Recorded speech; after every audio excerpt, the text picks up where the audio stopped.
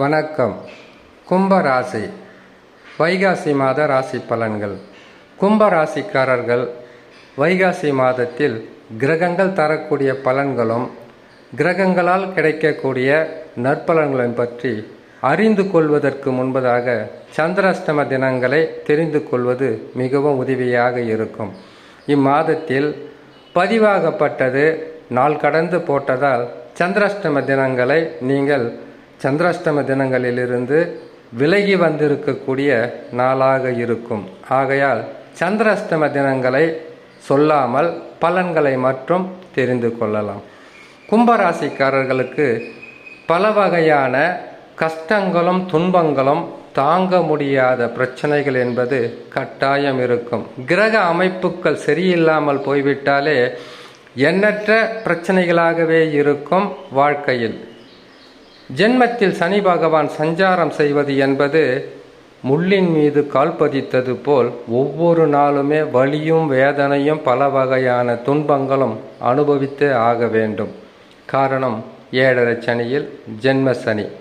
வயதிற்கு தக்கவாறு செய்யும் தொழிலுக்கு தக்கவாறு குடும்பத்தில் இருப்பவர்களை வைத்து உங்களுடைய வாழ்க்கை என்பது போராட்டங்கள் நிறைந்ததா போராட்டங்கள் குறைந்ததா என்பதை உங்களுடைய வயதும் அதற்கு உண்டான பலன்களாகவே இருக்கும். சிறு வயதில் இருப்பவர்களுக்கு குடும்பத்தில் ஆதரவற்ற நிலை, எண்ணற்ற பிரச்சனைகள், உடலால் பிரச்சனை, மனதால் பிரச்சனை, எடுக்கும் முயற்சிகளால் சில பிரச்சனைகள் என்பது சிறு பிள்ளைகள் முதல் திருமணம் ஆவதற்கு முன்பதாக இருந்தால் இத்தகையான செயல்களை சனி பகவான் செய்வார். திருமணமானவர்களுக்குத்தான் தொடர் கஷ்டங்களும் வேதனைகளும் அதிகரிக்கும். காரணம், திருமணமானவர்களுக்கு இரு வீட்டிலும் பிரச்சனைகள் என்பது நித்தமும் சந்திக்கக்கூடிய ஒரு சூழ்நிலையாகவே இருக்கும். சனி பகவான் ஜென்ம ராசியில் சஞ்சாரம் செய்யும் போது நீங்கள் எதிர்பார்த்ததை விட எதிர்பாராத பல கஷ்ட நஷ்டங்களை சந்திக்கக்கூடிய அமைப்பில் மாறிவிடும்.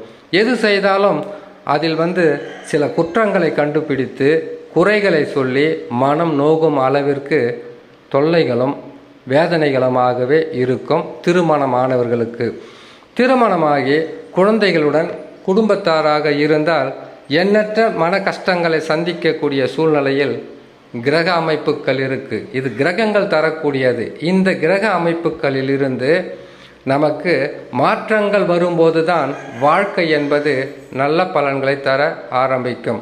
அது மட்டும் இல்லாமல் கும்பராசிக்காரர்களுக்கு சனி பகவான் என்பவர் ராசிநாதனாக இருந்தாலும் ராசி அதிபதியாக இருந்தாலும் சில பிரச்சனைகளை கொடுக்கின்ற ஸ்தானத்திற்கு வந்துவிட்டால் பிரச்சனைகள் தலைக்கு மேல் போகும், எண்ணற்ற துன்பங்களாகவே இருக்கும். அது மட்டும் இல்லாமல் 2ஆம் இடத்தில் ராகு இருப்பது உங்களுக்கு கொடுத்த வாக்கை காப்பாற்ற முடியாது. பொருளாதாரத்தில் உயர்வு இருந்தாலும் உங்களுடைய தேவைகளுக்கு குறைவாகவே இருக்கும். நித்தமும் நாள்தோறும் பிரச்சனை என்பது கட்டாயம் இருந்து கொண்டே இருக்கும்.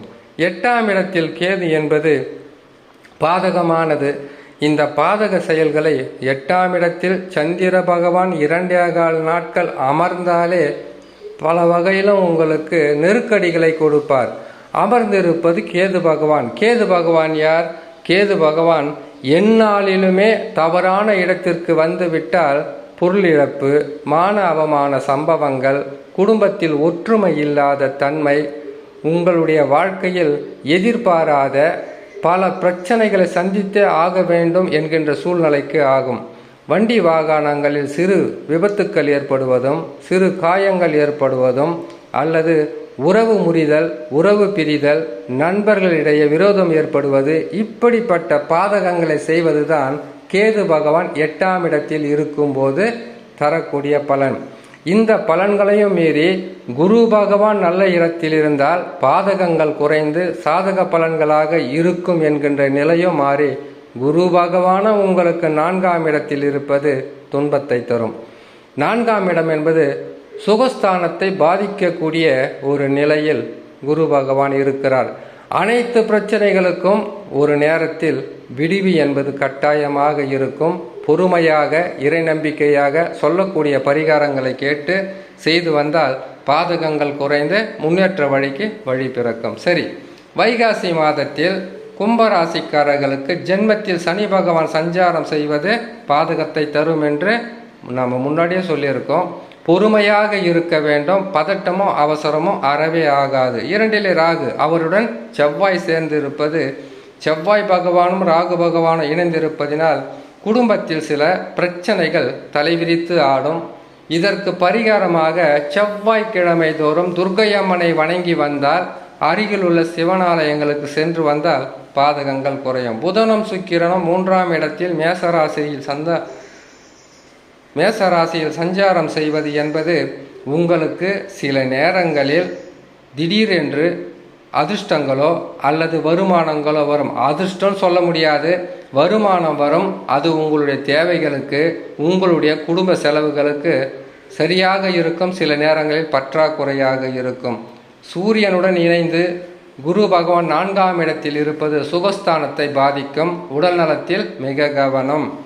கேது பகவானை பொறுத்தவரையில் 8ஆம் இடத்தில் இருப்பது, 8லே கேது பகவான் இருந்தால் பல வகையிலும் கஷ்டங்களை கொடுப்பார். பொருள் நஷ்டங்களை கொடுப்பார், விரயங்களை கொடுப்பார், செய்யும் தொழிலில் தடைகளை கொடுப்பார், வியாபாரத்தில் முன்னேற்றமில்லாத தன்மையை கொடுப்பார். இதற்கு பரிகாரமாக செய்யக்கூடியது கும்பராசிக்காரர்கள் ஞாயிற்றுக்கிழமை தோறும் பிள்ளையாரை வணங்கி வருவதும் குரு தட்சிணாமூர்த்தியை வணங்கி வந்தால் பாதகங்கள் குறைந்து சாதக பலன்கள் கட்டாயமாக இருக்கும் என்று சொல்லி இன்னொரு நல்ல பதிவில் உங்களை நான் சந்திக்கிறேன். நன்றி, வணக்கம்.